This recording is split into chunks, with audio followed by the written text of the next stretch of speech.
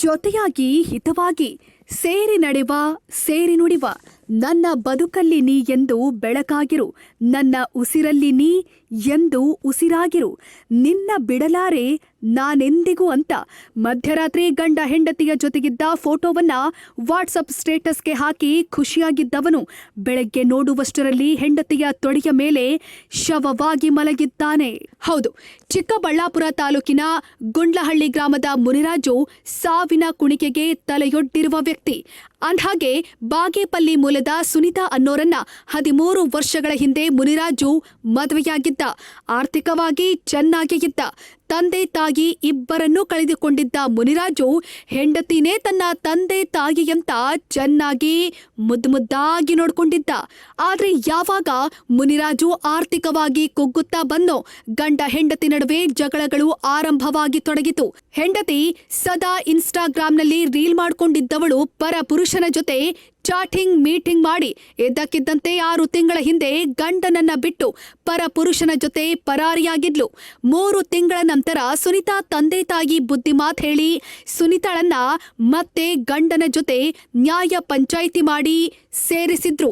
ಆದ್ರೆ ದಾರಿ ತಪ್ಪಿದ್ದ ಹೆಂಡತಿಯನ್ನ ಮುನಿರಾಜು ಕೈ ಕಾಲ್ ಹಿಡಿದು ರಾಣಿಯಂತೆ ನೋಡ್ಕೊಳ್ತೀನೋ ಅಂದಿದ್ರು ಕೂಡ ಗಂಡನ ಮಾತಿಗೆ ಕ್ಯಾರೆ ಅನ್ನದೆ ನೀನು ಬೇಡ, ನಿನ್ನ ಅವಶ್ಯಕತೆ ಮುಗಿದೋಗಿದೆ, ಎಲ್ಲಾದ್ರೂ ಹೋಗಿ ಸತ್ತೋಗು ಅಂತ ಯಾವಾಗ್ಲೂ ಬೈತಿದ್ಲಂತೆ. ಶುಕ್ರವಾರವೂ ಕೂಡ ಇಬ್ಬರ ನಡುವೆ ಮಧ್ಯರಾತ್ರಿವರೆಗೂ ಗಲಾಟೆಯಾಗಿ ಒಬ್ಬನೇ ರೂಮ್ನಲ್ಲಿ ಮಲಗಿದ್ದಾನೆ. ಹೆಂಡತಿ ಬೆಳಗ್ಗೆ ಎದ್ದು ನೋಡಿದಾಗ ಮನೆಯ ಕಿಟಕಿಗೆ ನೇಣು ಬಿಗಿದ ಸ್ಥಿತಿಯಲ್ಲಿ ಅನುಮಾನಾಸ್ಪದವಾಗಿ ಸಾವನ್ನಪ್ಪಿದ್ದಾನೆ. ಇದಕ್ಕೆ ಮೃತ ಮುನಿರಾಜು ಕುಟುಂಬಸ್ಥರು ಹೆಂಡತಿ ಸುನಿತಾ ಕೊಲೆ ಮಾಡಿದ್ದಾಳೆ ಅಂತ ಆರೋಪಿಸಿ ತೀವ್ರ ಆಕ್ರೋಶ ವ್ಯಕ್ತಪಡಿಸಿದ್ದಾರೆ. ಗುಂಡ್ಲುಗೂರ್ಗೆ 13 ವರ್ಷ ಆಗಿತ್ತು ಮದುವೆ ಆಗಿ. ಇವರಿಬ್ಬರಿಗೆ ಮುನಿರಾಜ ಸುನೀತಾ ಅವರಿಗೆ ಚೆನ್ನಾಗೇ ಇದ್ದರು. ಚೆನ್ನಾಗಿದ್ದು ವರ್ಷದಾಗ ಹೊರಟೋಗಿತ್ತು. 3 ತಿಂಗಳು ಹೊರಟೋಗಿತ್ತು ಬೇರೆಯವ್ರ ಜೊತೆಗೆ. ಅವರು ನಮಗೆ ಕಾಲ್ ಮಾಡಿದ್ರು, ಈ ಥರ ಹೊರಟೋಗಿದ್ದಾಳೆ, ಊಟ ಹಾಕಿ ಚೆನ್ನಾಗಿ ನೋಡ್ಕೊಳ್ರಿ ಅಂತ. 3 ತಿಂಗಳು ನಾನು ಸಾಕಿದೆ. ಮತ್ತು ಅವ್ರು ಕರ್ಕೊಂಬಂದು ಬಿಟ್ಟರು 3 ತಿಂಗಳಾಗ. ಅವ್ರು ಕಂಪ್ಲೇಂಟ್ ಆಗಿದೆ, ನ್ಯೂಸು ಬಂದಿದೆ, ಇಲ್ಲಿ ಚಿಕ್ಕಬಳ್ಳಾಪುರದಲ್ಲಿ ನ್ಯೂಸ್ಗೆಲ್ಲ ಕೊಟ್ಟಿದ್ದಾರೆ. ಕರ್ಕೊಂಬಂದು ಬಿಟ್ಟರು. ಒಂದು 6 ತಿಂಗಳಿನಿಂದ ಅವ್ರ ರಿಲೇಷನ್ ಕಾವಲಿದ್ರು, ಹೊರಟೋಗ್ತಾಳೆ ಮತ್ತೆ ಹೊರಟೋಗಿದ್ಲು. ಹಿಂಗೆ ಎಷ್ಟು ದೂರ ಬಿಟ್ಟು ತಿರ್ಗಾ ಕರ್ಕೊಂಬಂದು ಇಲ್ಲಿ ಬಿಟ್ಟರು. ನಮ್ಮನ್ನು ನ್ಯಾಯಕ್ಕೆ ಕರೆದ್ರು. ಆವಾಗನಿಂದನೂ ಅವ್ಳಿಗೆ ಇರಲ್ಲ ಅಂತ ಕಿರ್ಕೊಳ್ಳ ಕೊಡ್ತಾಯಿದ್ಲು ಗಂಡನಿಗೆ.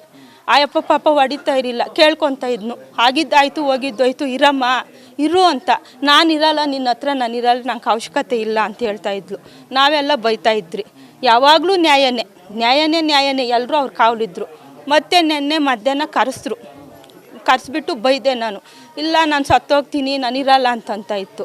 ಬೈಕೊತಾ ಇದ್ರು. ರಾತ್ರಿ ಬಂದರೆ 12 ಗಂಟೆವರೆಗೂ ಇದ್ರಿ. ಅವಳು ನೀನು ಸತ್ತೋಗು, ಇರಬೇಡ, ನನಗೆ ಅಷ್ಟು ಇಷ್ಟನೇ ಇಲ್ಲ ಅಂದ್ಲು. ಇಲ್ಲ ನೀನು ಅನ್ನು ನಾನು ಇರ್ತೀನಿ ಅಂದ್ಲು. ಇಷ್ಟ ಇಲ್ಲ ಅಂದ್ಲು.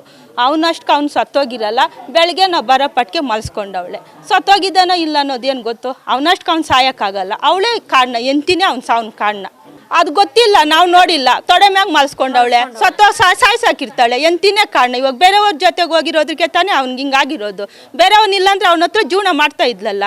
ನೆನ್ನೆ ಸಹ ನಂಗೆ ನಿನ್ನ ಇಷ್ಟ ಇಲ್ಲ ಒಂದು ಸರಿ ಅನ್ನಮ್ಮ ಇರ್ತೀನಿ ಅಂದ್ರೂ ಅವಳು ಅಂದಿಲ್ಲ. ನಾನು ಮುಂದೆನೇ ಅಂದ್ಲು ನೀನು ಸಾಯಿ ಹೋಗು ಅಂತ. ನಾನೇ ಸಾಯ್ಸಾಕು ಅಂದರೆ ಸಾಯ್ಸಾಕ್ತೀನಿ ಬಿಡು, ನೀನು ಸತ್ತೋದ್ರೆ ನಂಗೇನು ಅಂತ ಇದ್ಲು. ಏನು ಅನಿಸ್ತು ಅಂದರೆ ತೊಡೆ ಮ್ಯಾಗ ಮಲ್ಸ್ಕೊಂಡವಳೆ. ಯಾರು ಸಾಯ್ಸಾಕಿದ್ರು ಎಂತಿನೇ ಕಾರಣ ಅವಳಿಗೆ ಗೊತ್ತಿರಬೇಕು. ಎಲ್ಲಾಗುತ್ತೆ. ಮೇಲೆನಿಂದ ಹಾಕ್ಕೊಂಡ್ರೆ ಸತ್ತೋಗ್ತಾರೆ. ಕುತ್ಕೊಂಡಿರೋ ಹತ್ರ ಯಾರೂ ಸಾಯಲ್ಲ. ತೊಡೆ ಮ್ಯಾಗ ನಾವು ಬರೋ ಪಟ್ಟಿಗೆ ಇರಬೇಕಾಗಿತ್ತು, ಬಿಚ್ಚಬಾರ್ದಾಗಿತ್ತು. ಯಾಕೆ ಮಲ್ಸ್ಕೊಂಡ್ಲು ತೊಡೆ ಮೇಲೆ? ಅಷ್ಟೇ. ಅವಳನ್ನೇ ಕೇಳಬೇಕು, ನ್ಯಾಯ ಕೊಡ್ಬೇಕು ನಮಗೆಲ್ಲ. ಅಂದ್ಹಾಗೆ ಮುನಿರಾಜು ಫೈನಾನ್ಸ್ ಕಂಪನಿ ಮಾಡುವಾಗ ಲಕ್ಷಾಂತರ ರೂಪಾಯಿ ದುಡಿತಾ ಇದ್ದಂತೆ. ಯಾವಾಗ ಫಿನಾನ್ಸ್ ಕೆಲಸ ಬಿಟ್ಟು ವೈರಿಂಗ್ ಕೆಲಸ ಶುರು ಮಾಡಿದ್ನೋ ಈಗಿರುವ ಆದಾಯ ಕಡಿಮೆಯಾಯ್ತಂತೆ. ಹೆಂಡತಿ ಪರಪುರುಷನ ಸಹವಾಸದಿಂದ ದಾರಿ ತಪ್ಪಿ ಓಡಿ ಹೋಗಿದ್ಲಂತೆ. ಸುನಿತಾಳ ಪೋಷಕರು ಬುದ್ಧಿವಾದ ಹೇಳಿ ಗಂಡನ ಮನೆಗೆ ಬಿಟ್ಟು ಸುನಿತಾಳ ಚಿಕ್ಕಮ್ಮನನ್ನ ಕಾವಲಿಗೆ ಇಟ್ಟಿದ್ರಂತೆ. ಆದ್ರೆ ಗಂಡನನ್ನೂ ಒಪ್ಪದ ಸುನಿತಾ ನೀನ್ ಬೇಡ, ನೀನ್ ಸತ್ ಹೋಗು, ಬಿಟ್ಟು ಬಿಡು ಅಂತ ಪ್ರತಿನಿತ್ಯ ಗಲಾಟೆ ನಡೆಸ್ತಿದ್ಲಂತೆ. ಇದರಿಂದ ಬೇಸತ್ತಿದ್ದ ಗಂಡ ಮುನಿರಾಜು ಶುಕ್ರವಾರ ರಾತ್ರಿ ಅನುಮಾನಾಸ್ಪದವಾಗಿ ಮಾಡಿಕೊಂಡಿದ್ದಾನೆ. ಆದ್ರೆ ಕುಟುಂಬಸ್ಥರು ಮಾತ್ರ ಸುನಿತಾಳ ಕಾಟದಿಂದಲೇ ಮುನಿರಾಜು ಮಾಡಿಕೊಂಡಿದ್ದಾನೆ ಅಂತ ಆರೋಪಿಸುತ್ತಿದ್ದಾರೆ. ಆದ್ರೆ ಹೆಂಡತಿ ಮಾತ್ರ ಈ ಸಾವಿಗೂ ನನಗೂ ಸಂಬಂಧವೇ ಇಲ್ಲ ಅಂತಿದ್ದಾಳೆ. ನಮ್ಮ ಹೆಸ್ರು ವೆಂಕಟರಮಣ ಸರ್. ನಿನ್ನೆಯಿಂದ ಜಗಳ ಆಗ್ತಾ ಇದೆ ಸರ್. ಅವರು ಇವ್ರಿಗೂ ಜಗಳ ಆಡ್ಕೊಂಡು ಹೊಡ್ಕೊಂಡ್ರು. ನಾನು ಸುಮ್ಮನೆ ಇರಮ್ಮ ಸುಮ್ಮನೆ ಇರೋ ಅಂದರು. ನಮ್ಗೆ ಬೇಕಾಗಿಲ್ಲ ಅವನು, ನಮ್ಗೆ ಡೈವರ್ಸ್ ಬೇಕು, ನಾನು ಹೋಗ್ತೀನಿ ಅಂದರು ಅವರು. ಆ ಹುಡುಗಿ, ನೀವು ಡೈವರ್ಸ್ ಕೊಡ್ತೀನೋ ನಾನು ಸತ್ತು ಹೋಗ್ತೀನಮ್ಮ, ನಮ್ಗೆ ಬೇಡ ಅಂದರು.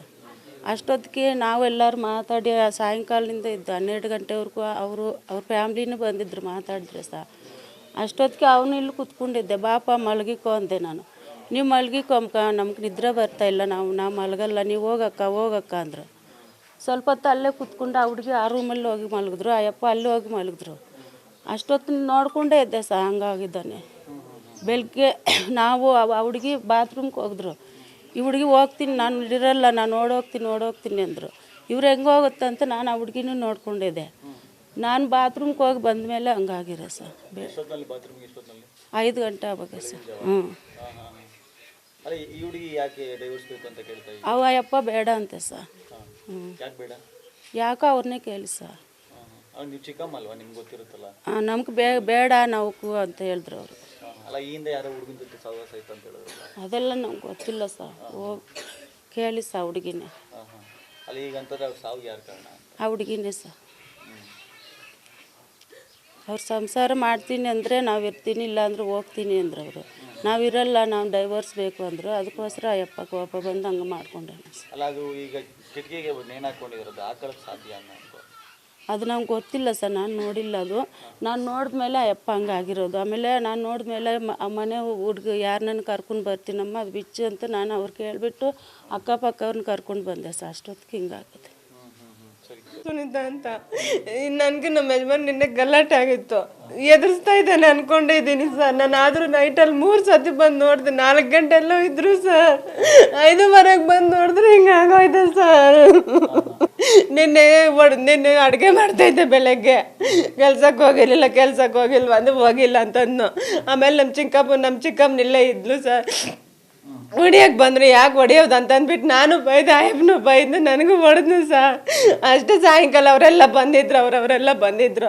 ಬಂದಮೇಲೆ ಅವ್ರ ಮುಂದೆನೇ ಹೇಳಿದ್ನು ಸರ್, ನಾನು ಸತ್ತೋಗ್ತೀನಿ, ನಾನು ಇರಲ್ಲ ಅಂತಂದನು. ನಾನು ಸುಮ್ಮನೆ ಏನಂದು ನೀವನೇನಕ್ಕೆ ಸತ್ತೋಗ್ತಾನೆ, ನನ್ನನ್ನು ಸಾಯಿಸ್ತಾನೆ ಅಂದೆ ಸರ್. ನಾನು ಅಷ್ಟೇ ಸರ್, ಇನ್ನೇನು ಅಂದಿಲ್ಲ ಸರ್. ನಾನು ಇನ್ನೇನು ಒಂದು ಹೆಣ್ಣಾಗಿಲ್ಲ, ಒಂದು ಮಾತು ಅಂದಿಲ್ಲ.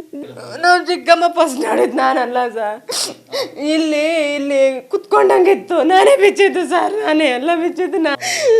ನಾನೇನಕ್ಕೆ ಸಾಯಿಸ್ಲಿ ಸರ್? ನಾನು ಹೇಳಿ ಸರ್, ನನಗೆ ಏನು ಬರ್ತೈತೆ ಅಂತ ನಾನು ಸಾಯಿಸ್ಲಿ ಹೇಳಿ. ಒಟ್ಟಾರೆ 6 ತಿಂಗಳ ಹಿಂದೆಯಷ್ಟೇ ಪುರುಷನ ಜೊತೆ ಪರಾರಿಯಾಗಿದ್ದ ಸುನೀತಾ 3 ತಿಂಗಳ ಹಿಂದೆಯಷ್ಟೇ ಕುಟುಂಬಸ್ಥರ ನ್ಯಾಯ ಪಂಚಾಯಿತಿ ಮಾಡಿ ಗಂಡನ ಜೊತೆ ಸೇರಿಸಿದ್ರು. ಸುನೀತಾಳ ಕಾಟಕ್ಕೆ ಇದ್ದಕ್ಕಿದ್ದಂತೆ ಅಮಾಯಕ ಗಂಡ ಅನುಮಾನಾಸ್ಪದವಾಗಿ ಸಾವನ್ನಪ್ಪಿರೋದು ಹಲವಾರು ಶಂಕೆಗೆ ಆಸ್ಪದ ಕೊಟ್ಟಿದೆ. ಸತ್ಯಾಸತ್ಯಾಂಶಗಳು ಏನಿದ್ರೂ ಚಿಕ್ಕಬಳ್ಳಾಪುರ ಗ್ರಾಮಾಂತರ ಪೊಲೀಸರ ತನಿಖೆಯಿಂದಲೇ ಹೊರಬರಬೇಕಾಗಿದೆ.